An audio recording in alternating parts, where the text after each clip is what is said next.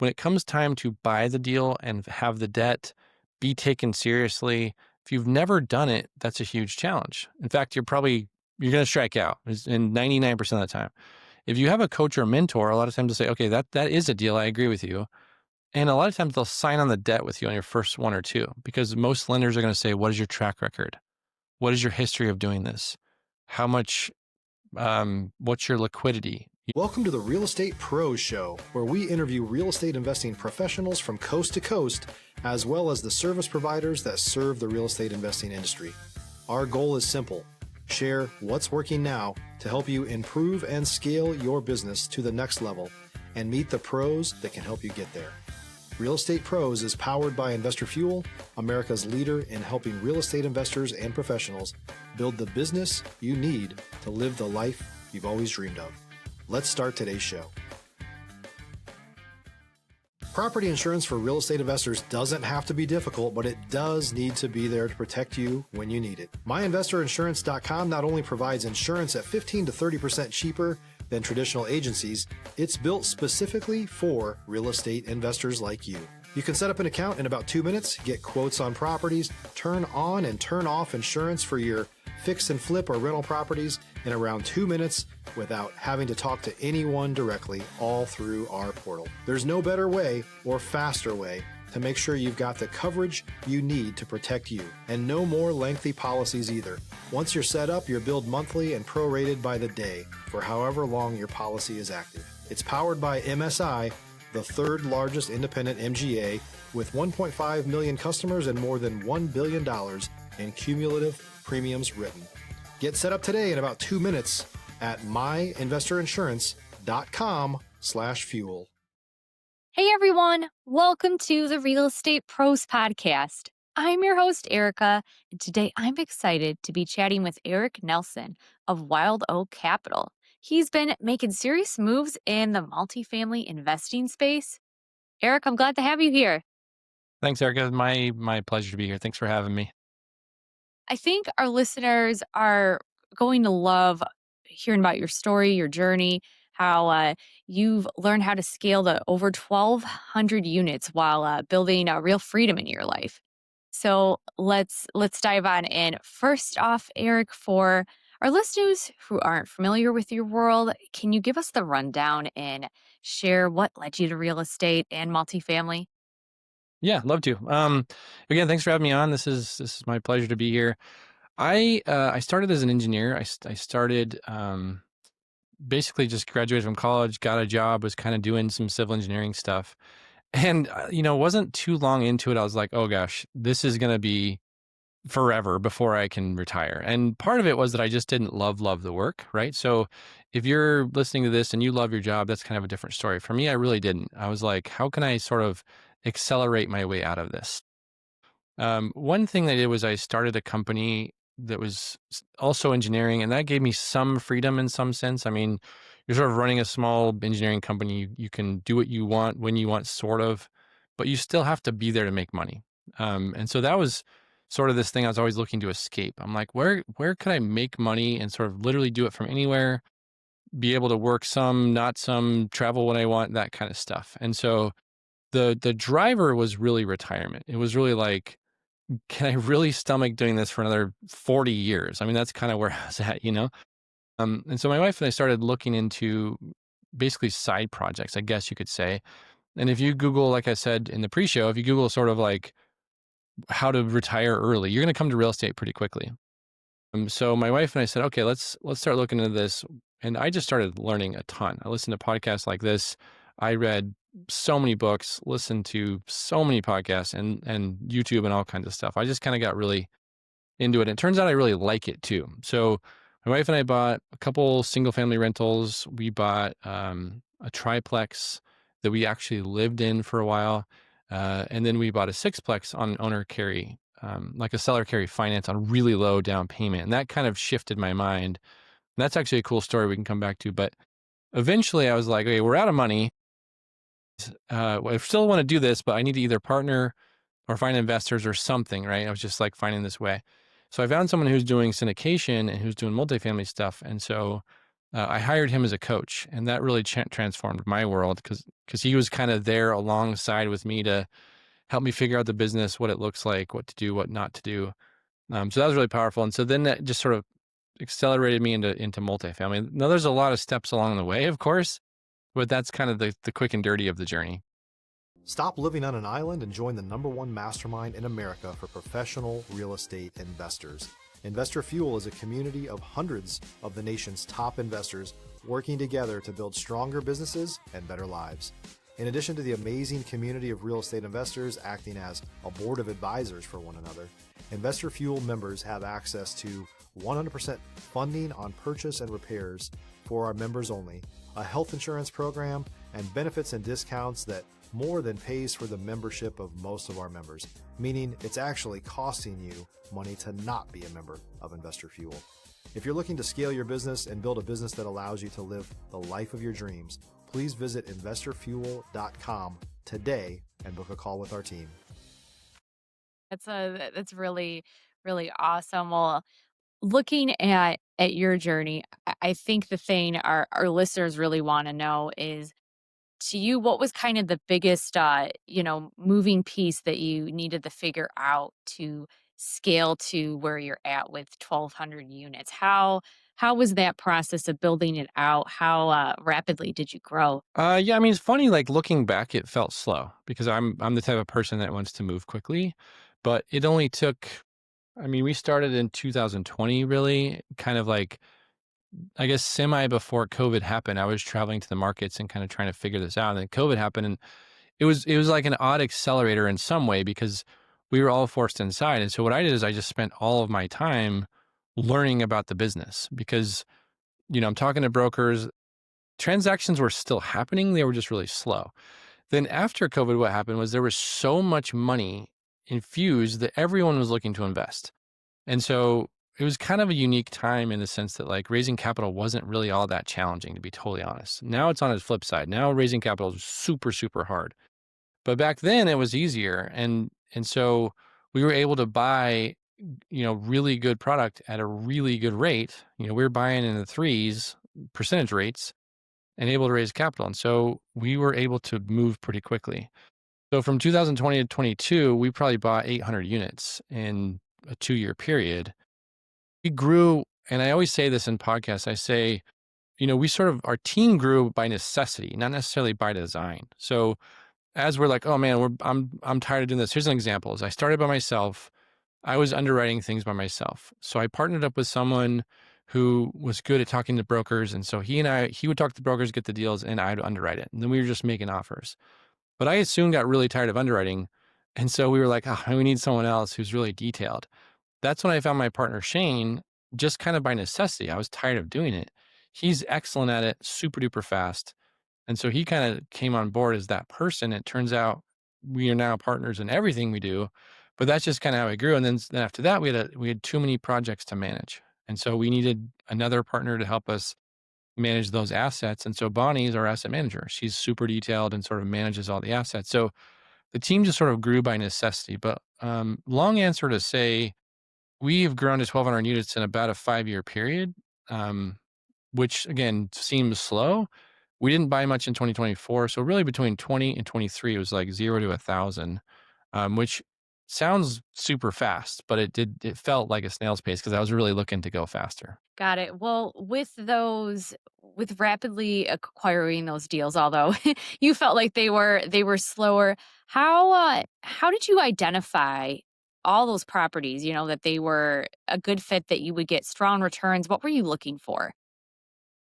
That's a good question. I think, this is actually a really important thing to talk about is when you're starting in real estate, whether it's flipping or whether it's wholesaling or whether it's multifamily, whatever it is, you really need to hone in really clearly on what it is that you want to do. And what I mean by that is when you go into this, say, okay, I want to be a flipper. Great. There's a huge opportunity for flips. Where are you going to buy? What are you going to buy? How are you going to flip them? Get very specific. That way, when you call agents or when you send mailers or whatever, I'm in Kansas City. I want to buy houses around $100,000.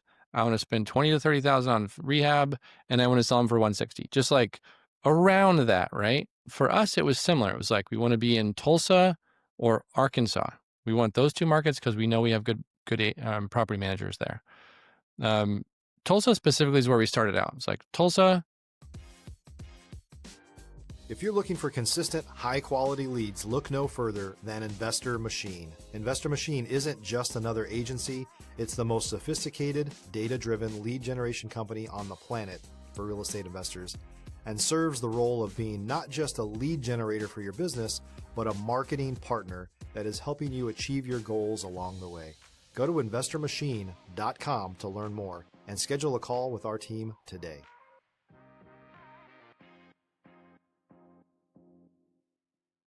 We have a great property manager between 50 and 150 units, B to C class properties, and we want 8% cash on cash and let's say 15% IRR. And so when you're underwriting the deal, you're doing the math, you're just going for that metric, right? Because this sounds terrible too. You're going to underwrite 100 units at least, or 100 properties before you buy one.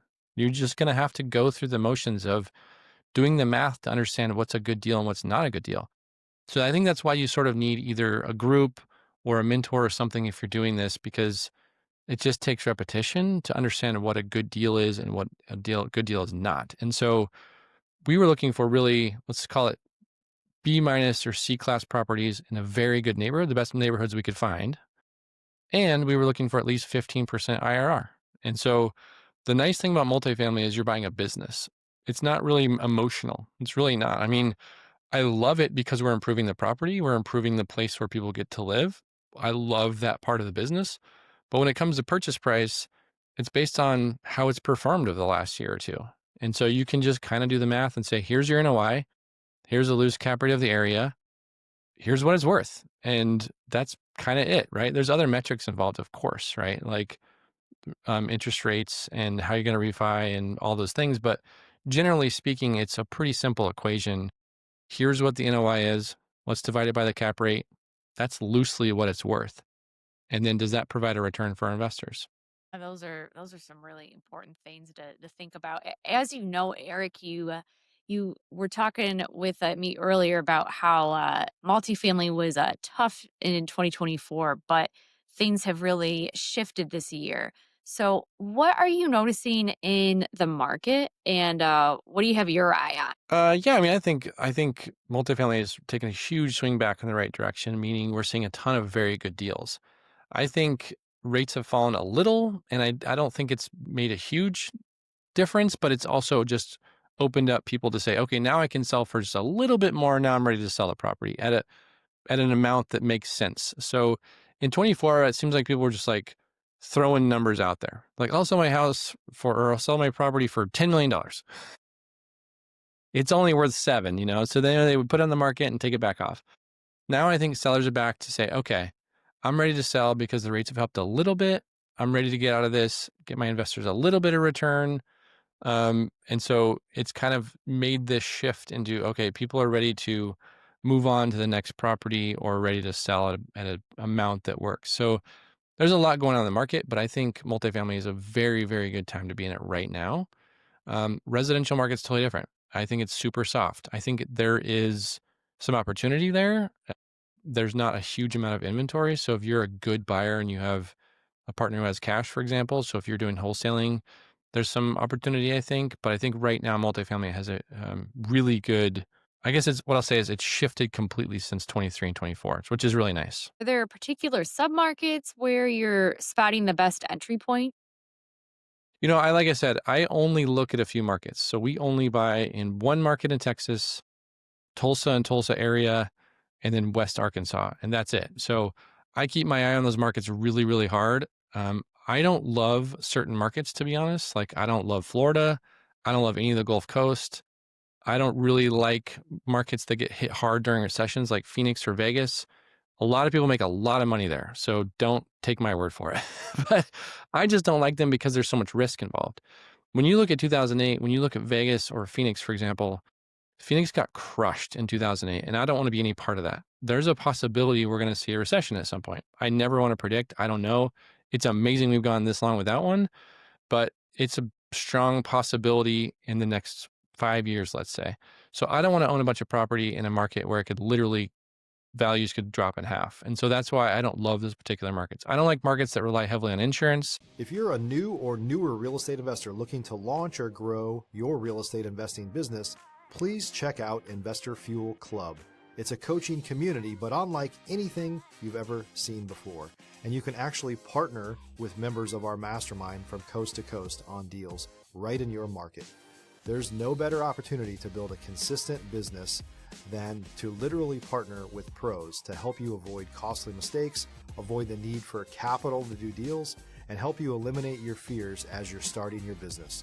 Learn more about Investor Fuel Club at investorfuel.com/club.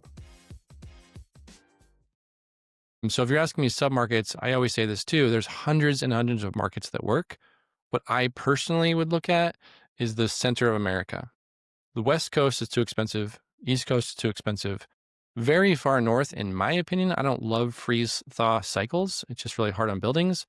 So if you're looking in the middle, and there are literally hundreds of cities that this model works. So if someone says, what's the market? I'm like, pick one out of a hat in a map in the dead middle of America, over 100,000 people, you're probably going to find some multifamily properties that work.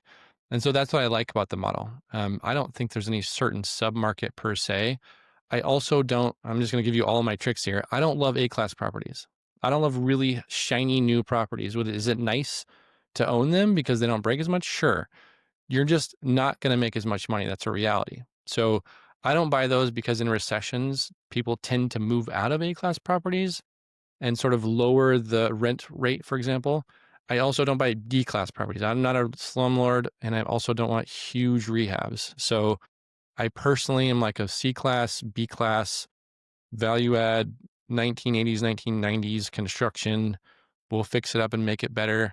Add playgrounds for kids, add programs that bring a community, those kinds of things. And that's what really gets me excited. Yeah, maybe this kind of ties in to what you were saying here. But earlier, you had mentioned with me that some of the challenge lately in this environment has been raising capital. So, what would you say is your strategy for attracting and retaining investors right now? I think the main thing, and this is true in any time, is just clear communication. So, um, if your property is not performing well, tell your investors that. Say, hey, it's not going well, and here's why, and here's what we're doing to fix it. If it's going well, same thing, right? So the obvious answer is provide good returns. Like if you do what you say and someone gives you $100,000 and then you give them 20% on their money over 5 years, then they're going to come back. So that's the simple answer, but it's not always that easy because some properties aren't going to perform as well as others. So what I usually tell people is if you have $100,000 and you want to invest with us, what I would do is take 50 and invest in one deal and hold off and wait for our next deal and invest 50 in the next one. And that's hard to do because raising capital is hard, right? So it's hard to say, I'm going to take, half of that person's money they want to invest with us and ask them to wait or tell them to invest with someone else. But that's the right thing to do. Provide a little bit of diversification because if they put a whole bunch of money in one bucket and that bucket doesn't perform as well as you think, that can really, struggle, like can provide a struggle for them to really want to come back, right? So it just, end of the day is take their money and treat it better than you treat your own and do what you say you're going to do to the best of your ability. The market conditions are going to sometimes push certain things, certain weird ways where things are going to perform better or underperform. We have one deal that's like 40% IRR. It's just insanely good returns. And someone says, why? And I'm like, I don't know why. I honestly don't. It's a nice property in kind of a sub-market. It's just done really, really well. People want to live there for no apparent reason other than it's just clean. We have other properties that are super clean, what I think are a good submarket, and we have some vacancy issues. Sometimes we have vandalism. You never know, right? And so I guess what I'll say is be clear and honest that there's risks involved. At the end of the day, do your very best to treat people's money with the most respect you can.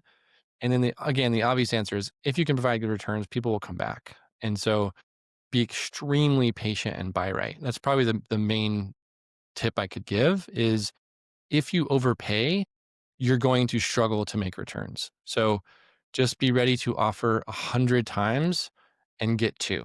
And that's probably about the rate at which we run.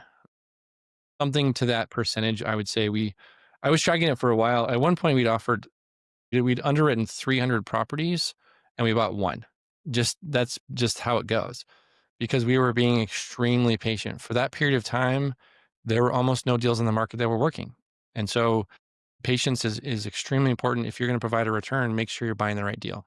Absolutely. And I'm sure you've seen a lot of ups and downs with your experience in the market, Eric. Every operator has a moment where things get real. Maybe a deal went sideways or they had to pivot fast. Can you share one of those moments on your investing journey and what you learned from it? Yeah.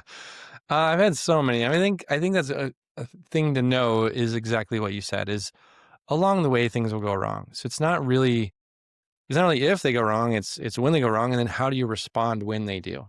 Um, I've had a couple and I can share a handful of these. One would be a good example is I had a single family property and tenant didn't pay rent and I was kind of like called them, they didn't answer, and I was getting kind of worried, honestly. And so I called the police and they said, "Oh yeah, your tenant's in jail." And um, I was like, "Well, I don't, I don't kind of know what to do with this. Am I allowed to sort of break the lease?" And I just wasn't prepared for something like that, right? And it turns out there was more layers involved, and the answer was simply kind of like, "No, you have to wait for that amount of time and then do the eviction process." And it was just a challenging thing because they were in jail. So it was just a really weird thing where I couldn't re-rent the house. It was sitting vacant. It was strange. I'll give you a better example, a bigger one. We had a deal that was 32 units, and that's a pretty challenging size to manage. And our property manager just was not performing. They just weren't doing a good job. They didn't seem to care, not answering the phone, not getting back to email. They were just kind of like dropping the ball. So we had to let them go. And that's a hard thing to do too. Just have to fire a property manager, move on to the next one. Turns out the next one was even worse. So the property over time just got worse and worse and worse. Vacancy got higher. And so we decided as a team, we're going to fly there personally. We spent our own money to fly there and fix up a couple of the units ourselves, painted a bunch of the exterior, hired a third property manager, got really aligned with them and really clear about here's what we want to do and sort of turn the property back around. And that was a super challenging thing because letting go of two property managers is expensive, one. And two, it's challenging to then sort of train a new manager to here's what we're trying to do with the property. That we all spent our own time, energy, money to go there personally and talk to the tenants and say, hey, we know they haven't been here. We're sorry. And we're trying to find the right fit. And so then over time, we kind of got it back on track. But that was like, I mean, we had at one point, it was like 60% occupied. And that's pretty terrifying when you're struggling to meet debt service. And so that was just one example of, I don't want to blame the property manager entirely, but I would say mostly their fault. Having to let them go twice in a row is just expensive and costly. But now that property's back on track. And it was tough because we had to tell our investors the same thing. Hey, we have to hold distributions for 9 months, I think it was. And now we're back on track. And I think what that taught me was, okay, we got to sort of just like put on, like, we just sort of like, okay, we got to own it. We did this. This is our property. We're in charge of it. We can cry about it or we can do something about it. And so that was an example of that was really not a fun time. But I think we sort of turned it around in the right way. Yeah, you sure did. You got to work and made it happen, Eric. Yeah, it wasn't super fun, but yeah. Actually, I mean, it was fun to go there and talk to tenants and fix it up. But the process of letting manager go and going through all the he said, she said, and then a lot of the contracts involve you got to wait 90 days, and it's just really a big struggle. And so going through that wasn't fun, but you learn from it. You learn how to now, okay, I'm not doing that contract again, and I'm not doing that specific thing again. We're going to let them go with this. We're going to hold them accountable to this. And you kind of learn from your mistakes, hopefully. And I hope to never have to do that again. For our listeners, Eric, who are thinking about getting into multifamily but haven't started yet, what kind of advice would you give them? What do you want? I think I've said this a lot on podcasts, but I think the key to getting into multifamily is having a good coach, a good mentor, or a good group, some kind of mastermind or some kind of group because going alone is nearly impossible. And it's not that it's not possible to find the deal or even make offers. When it comes time to buy the deal and have the debt be taken seriously, if you've never done it, that's a huge challenge. In fact, you're going to strike out in 99% of the time. If you have a coach or a mentor, a lot of times they'll say, okay, that is a deal. I agree with you. And a lot of times they'll sign on the debt with you on your first one or two, because most lenders are going to say, what is your track record? What is your history of doing this? How much, what's your liquidity? That kind of thing that will be hard to prove early on if you're alone. If you're with a group and you have a couple partners, or if you have a mentor, they can help you through those hurdles. That's exactly what I did. My first two deals, my mentor signed on the debt with us. And it's a pretty common practice. But I would say, if you're looking to get into it, number one is get educated, listen to podcasts like this, read a bunch of books, just get super duper duper educated. So you know what you're doing. Buy a course, whatever it is that you prefer to do, however you want to learn, right? Then get a mentor or a coach or a mastermind or all of them. And that is the accelerant. If you know what you're doing and you're ready to buy, you got to have someone alongside you. That's just my opinion. Yeah, that's really solid advice there, and I hope people really consider that. Well, Eric, it's been great having you on. Before we wrap up, if someone wants to reach out, connect with you, maybe collaborate or learn more about what you're doing, what's the best way for them to reach you?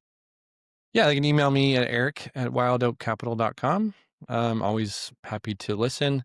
I do have sort of a mastermind that I run. I don't want to pitch it too hard here, but if anyone's interested to learn about how to learn about multifamily, I'd love to talk about them then. But just the easiest way is email. Eric@wildoakcapital.com. I tend to answer all my emails. I love talking to people, so feel free to reach out. We appreciate your time, your story, your perspective, Eric. We need more people in this space who are scale and smart like you. Well, I don't know if it was smart, but it was fun. So appreciate that. Sometimes it's the adventure, not the destination, right? That's exactly right. For our listeners today, if you enjoyed this episode, make sure that you're subscribed to the Real Estate Pros podcast. We've got more conversations coming up with experts like Eric, who are out there building fantastic real estate businesses. We'll see you on the next episode. Thanks for joining us for today's Real Estate Pros Show. You can learn more about the amazing benefits of the Investor Fuel Mastermind community, including surrounding yourself with hundreds of other rock stars, 100% financing for your deals, and members-only discounts from vendors you're likely already using that, as a member of Investor Fuel, will save you more than the cost of your membership. Visit investorfuel.com to learn more. If you're interested in joining us as a guest of this show, please visit investorfuel.com/pros to apply. You can also check the show notes for access to free resources, how to get access to world-class lead generation, and much more. Don't forget to subscribe so you never miss another episode. Have a great day. We'll see you on the next show.